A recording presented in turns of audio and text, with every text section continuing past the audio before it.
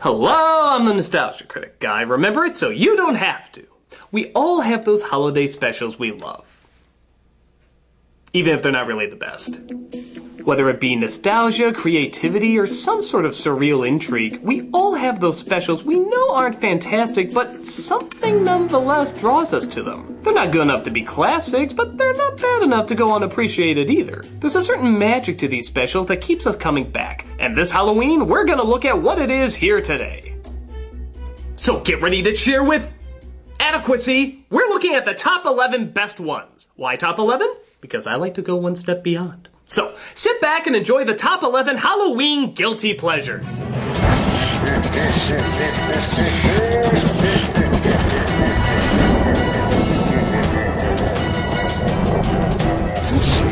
Number 11. Tiny Toons Night Ghoulery. The reason I put this one so low on the list is because, well, it's mostly pretty good. Released shortly after Tiny Toons went off the air and Animaniacs was catching on. In fact, there's even a few cameos from him. Give me the brain! Obvious nature of this pun belittles us all. This satirizes every ghouly thing you can think of. Night Gallery, Twilight Zone, Casper, Edgar Allan Poe, Nightmare Before Christmas. Anything and everything Halloween. And the writing is some of the show's best. These satires are right up there with Mel Brooks or the Zucker brothers. For example, they do a parody of the Spielberg film Duel, about a trucker who randomly tries to kill a guy. When the driver looks in a bar to see if he can spot the trucker, he actually spots the truck itself having a drink. That is incredibly clever. There's also introductions to classic literature with some of the best visuals the show ever pulled out. The attention to detail in what they're satirizing is beyond obsessive. It's amazing how similar they are to the original source material.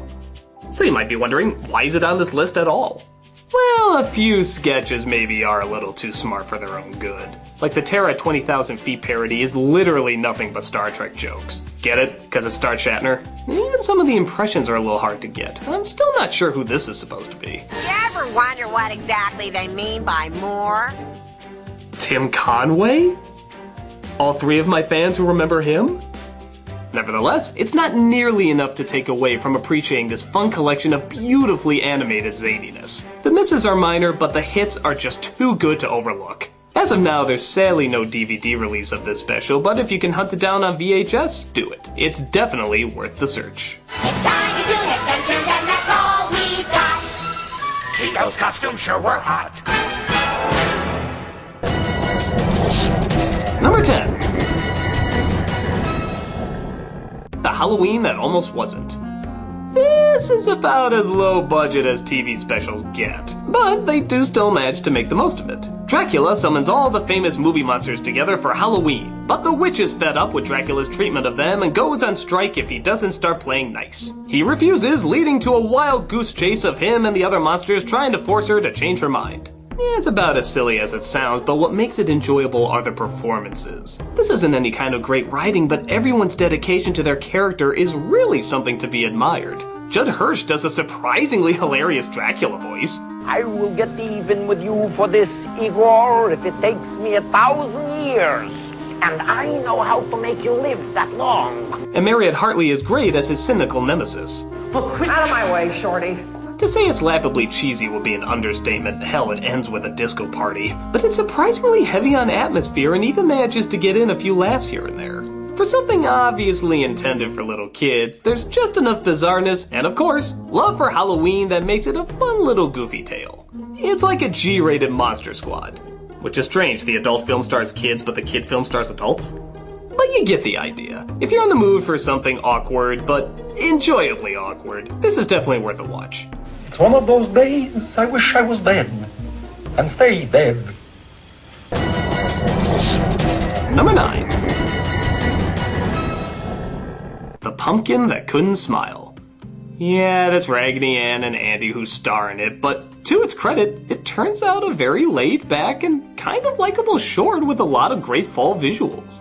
An overbearing aunt keeps her nephew in for Halloween, ruining his fun, so our two ragdolls decide to bring Halloween to him by finding a glum pumpkin who feels unwanted. I know it sounds pretty lame on the surface, but throw in animation great Chuck Jones into the mix, as well as some legendary voice actors, and it turns out an enjoyably cute product. There's lines that certainly aren't laugh-out-loud funny, but are still clever enough to know there was more effort put into this than there really needed to be. And tomorrow we'll go to the museum and look at the rocks. Why couldn't I have been an apple? People don't expect so much out of apples. Little giggles like that and the pumpkin crying seeds are nice little touches that aren't needed for a story like this, but still add a little extra. The best way I can describe this special is mellow. It is just so mellow. Everything goes at a very relaxed speed. Even the chase scene in the middle is much slower than most cartoon chases go. But there's something kinda chill about it, and I mean that actually in the best way. It's not trying to punch you in the face like most Halloween specials. It's more enjoying a beautiful autumn dawn, just admiring the colors and the environment. I don't know, if you're in the right mood, it's actually pretty cool to check out. By no means a masterpiece of animation, but just comforting enough to warrant a quick watch if you got the time. I could have gone in another line of work. Been a pie or something. Number 8. Witch's Night Out. An odd special to say the least, but it's 70s odd. Which should practically be given its own category. To say its style is friggin' bizarre is beyond obvious, but the way it's bizarre makes it hard to turn away from. It centers around a witch, played by Gilda Radner, who feels her powers of scaring have dwindled down to nothing. But she hears a little boy and a little girl wishing they could be scary themselves, and so she transforms them and their babysitter into classic spooks. Of course, things get out of control, and it's a crazy race to try to set things back right again. Everything that makes this special unique is the time period it was released in. I mean, look at it. How could this come from any other time period but the 70s? From the groovy music to the squiggly designs and even the voice acting being really fucking weird. I hate Halloween! Blah. Yeah, malicious. It's in a world all its own. Something about these kind of specials have an almost hypnotic power to them. I remember watching it not thinking it was really anything great, but at the same time, I didn't want to change the channel. I never felt like I was being manipulated or sold anything. I just felt like a crazy person was telling a crazy story in a crazy way. And oddly enough, I was curious how crazy it could get. It's not too trippy that you can't follow it, but it's also not too bound to the world of the normal. It's just cosmically insane enough to hold one's interest after coming off a sugar high every Halloween. That's Halloween. Witch magic Halloween. Number 7. Corpse Bride.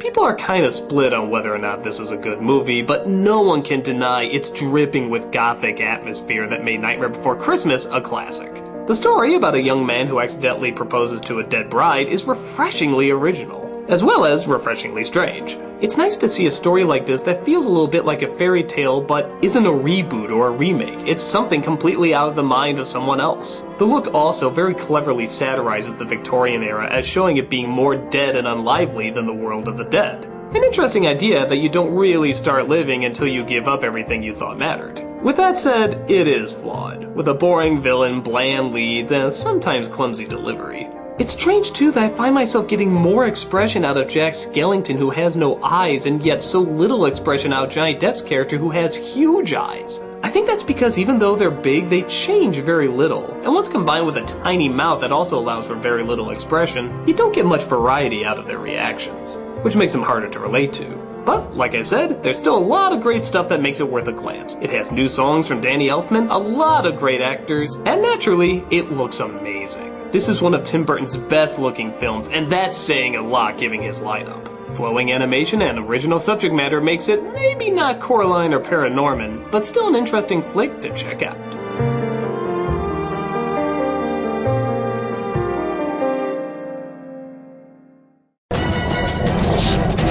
Number 6.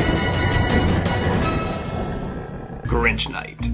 As much as I've praised Dr. Seuss, I'll be the first to say, just like anyone, he didn't always turn in gold. Grinch Night was a follow-up to The Grinch Who Stole Christmas and tried to become a staple of Halloween the same way the other one became a staple of Christmas. It didn't really work. The story made little sense, it was hard for younger kids to follow, and it just didn't seem very focused. However, sure, that doesn't mean a lot of really cool things didn't come from it. Seeing Dr. Seuss take on a dark fall night during Halloween is about as awesome as it sounds. And the whole last third is just an acid trip into the tricks and frights that the Grinch is going to unload on the town. It's about as trippy as it gets and might even get a few scares out of little kids. Which I think is the idea. The imagery is surreal and breathtaking. This is obviously an excuse just to get out some dark and twisted artwork, but it's so wonderfully creative that you're kind of okay with it. Look at this stuff. Who else could come up with this but Dr. Seuss? The short's not terrible by any means, it just doesn't feel like it had a reason to exist. But for what it's worth, it's one of the most amazing looking pointless outings ever. Definitely feeding you some visual eye candy.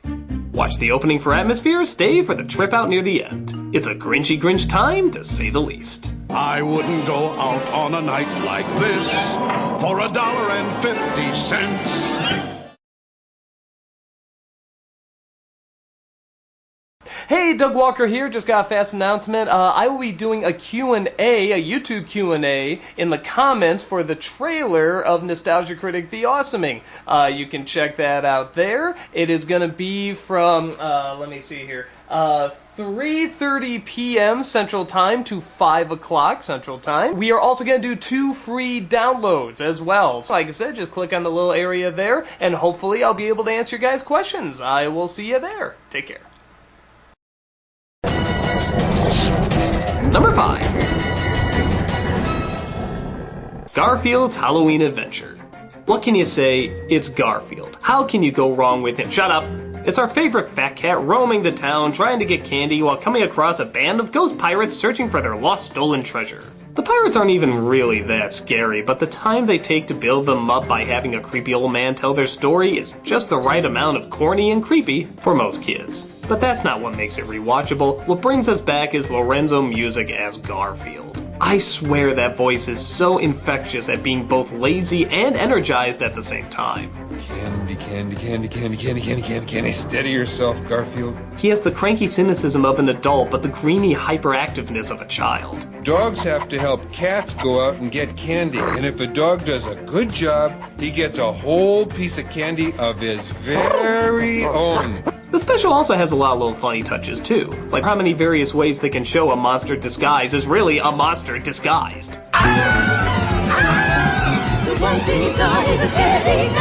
The animation is low budget and sometimes the timing can be off, but there's just a passion and a love for Halloween that makes it hard not to put on again. Always good to celebrate this time of year with a little orange and black. Nice touch.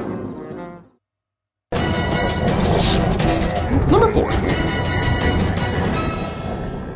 The Halloween Tree. How often do you come across a Halloween special that actually teaches you something? Well, that's exactly what this one does, and it surprisingly does it very well. Based on the story by Ray Bradbury, the soul of a friend is lost on Halloween night, and it's up to his friends to try and get him back, along with the help of a ghoulish creature played by the late Leonard Nimoy. Though by God, you would never recognize him. It's old time, children. Ancient times. As they travel through time of Halloween's past, they come across the origins of their classic costumes and figure out how it got associated with the holiday. And, as you'd imagine, it's actually pretty interesting. On top of that, for a Hanna-Barbera production, it looks pretty damn good. We always associate Hanna-Barbera with the Flintstones and cheap animation, but here, the backgrounds and shadows are so crisp and so clear, allowing for a lot of great Halloween imagery. Does it have problems? Yeah, it can be really corny and a little too obvious, as well as kind of repetitive. Just count how many times this kid says, "oh my gosh." But the payoff is certainly enough to give it some attention. It's great to enjoy all the awesome things about the holiday, but it's also good to know sometimes where they came from. And the special shows that in a very inventive way. In a world where education can be scary, this is a special that tones down the frights and ups the learning. But amazingly, in a good way.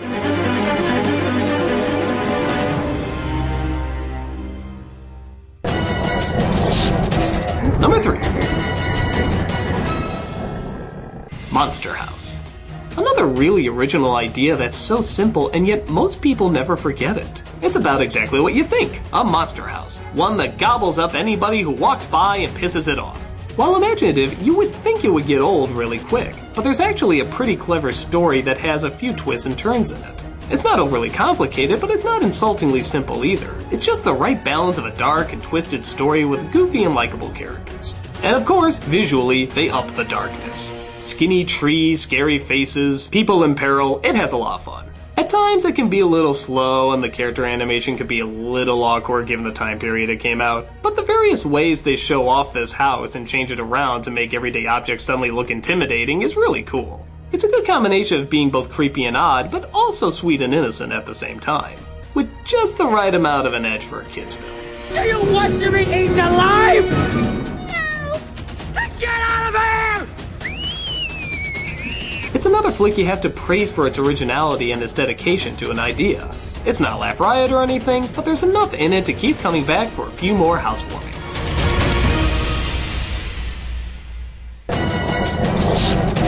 Number 2. Trick or Treat. So on the one hand, there really isn't a lot to this movie. It always feels like there's better twists and executions that an anthology of Halloween tales could deliver than this. They're kind of predictable and not always the most original. But with that said, Trick or Treat is just straight up Halloween porn. I mean, before it was straight up Halloween porn. When you really think about all the horror films that we watch on Halloween, there surprisingly aren't that many that have much Halloween in it. Even Halloween doesn't have a whole lot of Halloween. It's actually kind of odd. But with this movie, it's in every corner. Foreground, background, werewolves, witches, trick-or-treaters, ghosts. This movie is just crawling with Halloween. And on top of that, they know how to shoot Halloween. Everything looks warped and strange with a lot of great angles and dark shadows. But there's also a fair amount of color in it too. The right colors, Halloween colors. If you were to ask me what this film was about, I probably couldn't remember very well. But if you were to ask me what it looked like, I can just tell you it looked like Halloween. I guess it's kind of like the Halloween 3 of its day. Not much on scares, but a shit ton of sugar-coated visual madness. They even throw in some new monsters, like this killer trick-or-treating kid is actually kind of an original idea. Most movies it's the trick-or-treater being chased. It's not usually the trick-or-treater doing the chasing. It's hard to know what else to say about it. It just obviously loves the holiday as much as the rest of us do.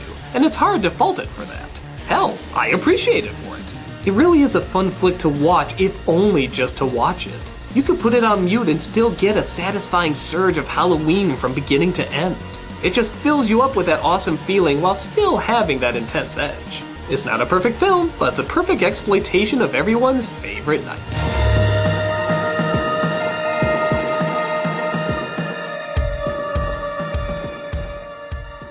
And the number one Halloween guilty pleasure is... No, I'm not doing that one. I'm not doing it. Look, that's a dumb film. It's a stupid fucking film. Okay, look, I don't care if most of you watch this piece of crap every Halloween and it's like a big tradition, okay? I'm not doing it. I'm just not talking about it. It's shit. It's a stupid piece of shit and I'm not gonna bring it up here. Okay, look, if there's a Halloween guilty pleasure that you watch every year and I didn't bring it up, go ahead, leave it in the comments below. But there is no way I am talking about this piece of fuck. Especially in the next review!